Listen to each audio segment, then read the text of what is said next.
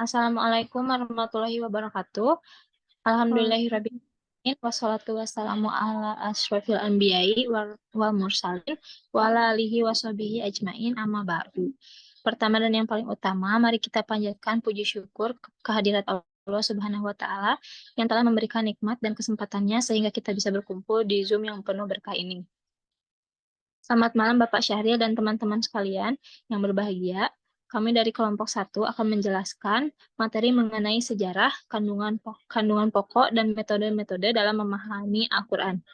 Saya Almahera sebagai moderator yang akan membawakan acara ini dari awal hingga akhir bersama rekan-rekan kami, yaitu Adel dan Ike.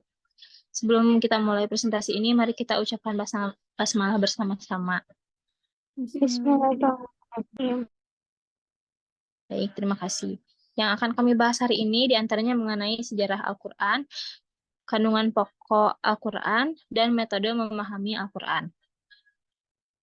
Apa itu Al-Quran? Al-Quran adalah firman atau wahyu yang berasal dari Allah Subhanahu wa taala kepada Nabi Muhammad SAW dengan perantara melalui malaikat Jibril sebagai pedoman serta petunjuk seluruh umat manusia semua masa, bangsa, dan lokasi. Al-Quran adalah kitab Allah Subhanahu wa taala yang terakhir setelah kitab Taurat, Zabur, dan Injil yang diturunkan melalui para rasul. Langsung saja kita masuk ke materi pertama tentang sejarah Al-Quran.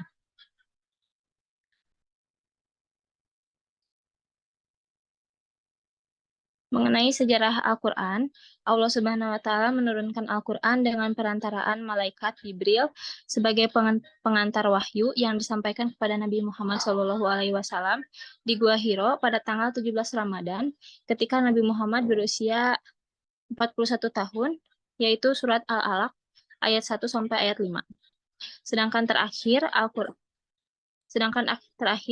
yaitu Al-Quran turun pada tanggal 9 Zulhijjah tahun 10 Hijriah, yakni surat Al-Maidah ayat 3. Al-Quran turun tidak secara sekaligus, namun sedikit demi sedikit, baik beberapa ayat, langsung satu surat, potongan ayat, dan sebagainya. Turunnya ayat dan surat disesuaikan dengan kejadian yang ada atau sesuai dengan keperluan. Selain itu, dengan turun sedikit demi sedikit, Nabi Muhammad SAW akan lebih mudah menghafal serta meneguhkan hati orang yang menerimanya. Lama Al-Quran diturunkan ke bumi adalah kurang lebih sekitar 22 tahun, 2 bulan, dan 22 hari. Selanjutnya pembahasan materi mengenai kandungan pokok Al-Quran akan dijelaskan oleh rekan kami, Ardelia. Baik, terima kasih moderator. Perkenalkan saya Ardelia. Al-Quran mengandung isi pokok yang lengkap dan kompleks. Adapun isi kandungan Al-Quran terdiri dari akidah, ibadah, hukum, sejarah, akhlak, dan ilmu pengetahuan. Yang pertama ada akidah. Secara etimologi, akidah berarti kepercayaan atau keyakinan. Akidah disebut juga dengan istilah keimanan. Akidah dalam Islam tidak hanya cukup mempercayai dan meyakini keyakinan dalam hatinya, tetapi harus menyatakan dengan lisan dan mewujudkannya dalam amal perbuatan atau amal solih dalam kehidupannya sehari-hari. Orang yang tidak meyakini kemahaesaan Allah Subhanahu wa taala berarti ia kafir, dan apabila meyakini adanya Tuhan selain Allah Subhanahu wa taala dinamakan musyrik. Al-Quran banyak menjelaskan tentang pokok-pokok ajaran akidah yang terkandung di dalamnya di antara Al-Ikhlas ayat 1-4. Katakanlah, dialah Allah yang Maha Esa, Allah adalah Tuhan yang bergantung kepadanya segala sesuatu, dia tidak beranak dan tidak pula diperanakan, dia tidak ada seorang pun yang setara dengan dia.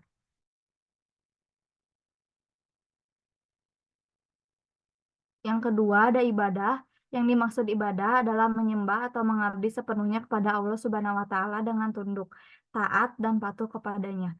Ibadah merupakan bentuk kepatuhan dan ketundukan yang ditimbulkan oleh perasaan yakin terhadap kebesaran Allah Subhanahu wa taala sebagai satu-satunya Tuhan yang berhak disembah. Karena keyakinan bahwa Allah Subhanahu wa taala mempunyai kekuasaan mutlak. Dalam Al-Qur'an dijelaskan bahwa tujuan penciptaan jin dan manusia tidak lain adalah untuk beribadah kepada Allah Subhanahu wa taala. Firman Allah Subhanahu wa taala, "Dan aku tidak menciptakan jin dan manusia melainkan supaya mereka menyembahku." Quran Surat Az-Zariyat ayat 51. Yang ketiga, ada hukum. Dalam Islam, hu- dalam Islam, hukum sebagai salah satu isi pokok ajaran Al-Quran berisi kaidah-kaidah dan ketentuan-ketentuan dasar dan menyeluruh bagi umat manusia.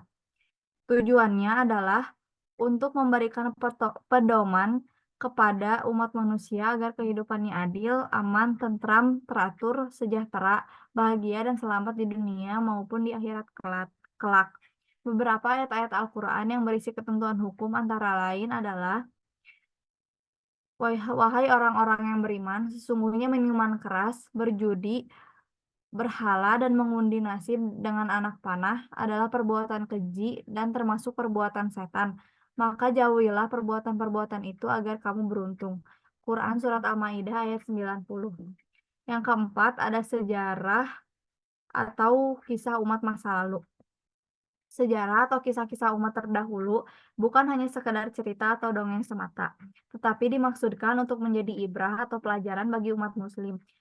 Ibrah tersebut kemudian dapat dijadikan petunjuk, dapat menjalani kehidupan agar senantiasa sesuai dengan petunjuk dan keridhaan Allah Subhanahu wa taala.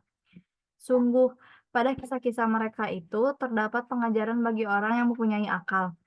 Al-Quran itu bukanlah cerita yang dibuat-buat, tetapi membenarkan kitab-kitab yang sebelumnya, menjelaskan segala sesuatu, dan sebagai petunjuk dan rahmat bagi orang-orang yang beriman. Quran Surat Yusuf ayat 111. Yang terakhir, ada dasar-dasar ilmu pengetahuan. Allah Subhanahu wa Ta'ala yang Maha Memberi Ilmu telah mengajarkan kepada umat manusia untuk dapat menjalani hidup dan memenuhi kebutuhan hidupnya dengan baik. Al-Quran menekankan bahwa pentingnya penguasaan ilmu pengetahuan dan teknologi. Hal itu diisyaratkan pada saat ayat Al-Quran untuk pertama kalinya diturunkan kepada Nabi Muhammad SAW, yaitu Quran Surat Al-Alaq ayat 1-5. Bacalah dengan menyebut nama Tuhanmu yang menciptakan. Dia telah menciptakan manusia dari segumpal darah. Bacalah, dan Tuhanmu lah yang Maha Pemurah, yang mengajar manusia dengan perantaraan kolam.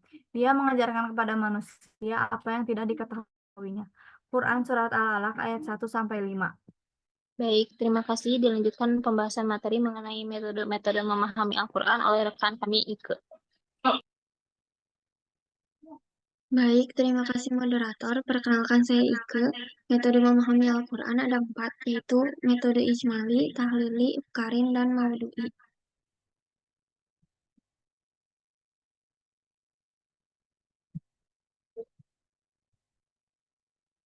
Yang pertama, metode Al-Ijmali global ialah suatu metode tafsir yang menafsirkan ayat-ayat Al-Quran dengan cara mengemukakan makna global. Pengertian tersebut menjelaskan ayat-ayat secara ringkas, tapi mencakup dengan bahasa yang populer, mudah dimengerti, dan enak dibaca. Di samping itu, penyajiannya tidak terlalu jauh dari gaya bahasa Al-Quran. Kitab tafsir yang tergolong metode Ijmali antara lain adalah Kitab Tafsir Al-Quran, Al-Karim, karangan Muhammad Farid Wajdi. Ciri-cirinya, dalam metode Ijmali, seorang musafir langsung menafsirkan Al-Quran dari awal sampai akhir, tanpa perbandingan dan penetapan judul. Dan di dalam metode global, tidak ada ruang bagi musafir untuk mengemukakan pendapat serupa itu. Itu sebabnya kitab-kitab tafsir Ijmali tidak memberikan penafsiran secara rinci, tapi ringkas dan umum.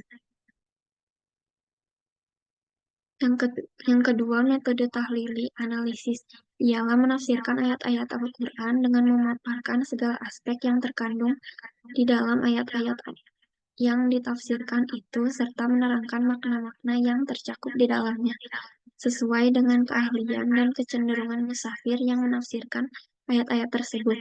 Sebagai contoh, misalnya, kata-kata Al-Muttaqin, orang-orang bertakwa, dalam ayat 1 surah Al-Baqarah dijabarkan ayat-ayat sesudahnya. Cirinya, pola penafsiran yang diterapkan para penafsir yang menggunakan metode tahlili terlihat jelas bahwa mereka berusaha menjelaskan makna yang terkandung di dalam ayat-ayat Al-Quran secara komprehensif dan menyeluruh, baik yang berbentuk al-mansur maupun al-raib. Yang ketiga, ada metode mukarin komparatif. Ini adalah membandingkan teks ayat-ayat Al-Quran yang memiliki persamaan redaksi dalam 2 kasus atau lebih.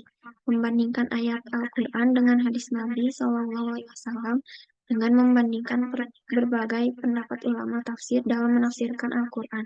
Cirinya, perbandingan adalah ciri utama bagi metode komparatif, dan penafsiran dilakukan dengan membandingkan berbagai pendapat yang dikemukakan oleh para tafsir. Dan yang terakhir ada metode Maudu'i. Metode Maudu'i ini membahas ayat-ayat Al-Quran sesuai dengan tema atau judul yang telah ditetapkan. Semua ayat yang berkaitan dihimpun kemudian dikaji secara mendalam dan tuntas dari berbagai aspek yang terkait dengannya, seperti asbab al-nuzul, kosakata, dan sebagainya. Yang menjadi ciri utama metode ini ialah menonjolkan tema, judul, atau topik pembahasan, sehingga tidak salah bila dikatakan bahwa metode ini juga disebut metode topikal. Baik, terima kasih untuk rekan-rekan yang sudah menjelaskan secara terperinci tentang pengertian, tujuan, fungsi, sumber ajaran, serta ruang lingkup ajaran agama Islam kepada kita semua. Jadi dapat disimpulkan, Al-Quran diturunkan oleh Allah kepada Nabi Muhammad melalui malaikat Jibril di Gua Hiro pada tanggal 17 Ramadan saat Nabi Muhammad berusia 40 tahun dengan surat pertama Al-Alaq dan surat terakhir yaitu Al-Maidah ayat 3. Dan Al-Quran pun turun sedikit demi sedikit, baik beberapa ayat, langsung satu surat, potongan ayat, atau sebagainya. Yang turun sesuai dengan kejadian yang ada, dan lama Al-Quran turun ke bumi adalah kurang lebih 22 tahun, 2 bulan, dan 22 hari. Lalu kandungan Al-Quran itu lengkap, membahas akidah, ibadah, hukum, sejarah, akhlak, dan ilmu pengetahuan. Serta terdapat 4 metode memahami Al-Quran, yaitu metode ijmali, tahlili, mukarin, dan madui, yang masing-masing memiliki ciri yang berbeda-beda. Demikian beberapa hal yang dapat kami sampaikan pada kesempatan hari ini. Saya dan rekan-rekan mohon maaf yang sebesar-besarnya apabila ada tutur kata maupun tindakan yang kurang berkenan bagi Bapak Syahrir dan teman-teman sekalian.